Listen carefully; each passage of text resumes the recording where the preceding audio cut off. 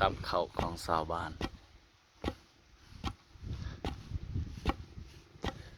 ผู้ชายก็ตำเป็นผู้หญิงก็ตำเป็น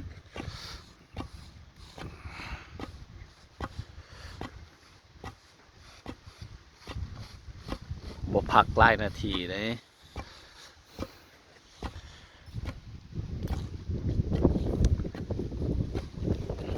ผู้ผัดก็ผัดคือน้องสาวแล้ว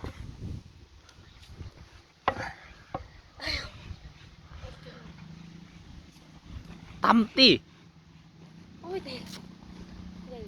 ตำนะเจ้าตำก่อน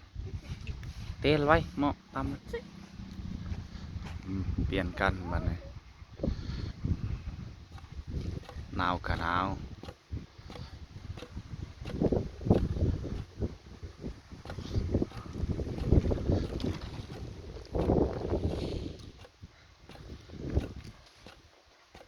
ตำข้าวกระเนียนเด้อตัวนี้แหละสิเห็ดสิต้มเราให้มันเป็นสิเห็ด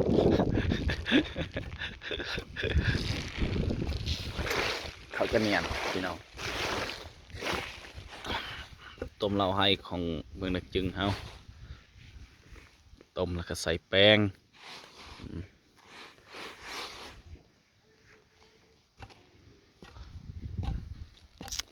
บ่พักเด้อนี่ก็บ้านเฮาเองเนาะคือนางเสาอิง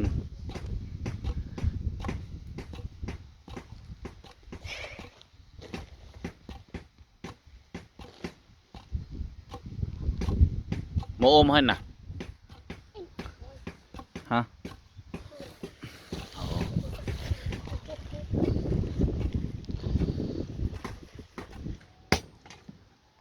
เอาสืบต่อตีเล็กมาเลยมันสิเกิดอยู่บ่คันเฮาเด้นี่ต่างมันเห็ดตากเนาะบ้านเฮาเอิ้นจักอีหยังภาษาลาวเอิ้นหยัง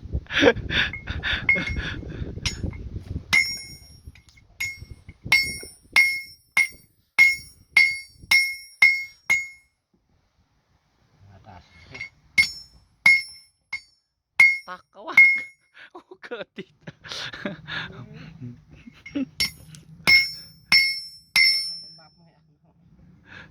ยังใช้จักเข็มเซนหะขี้อาวักยิง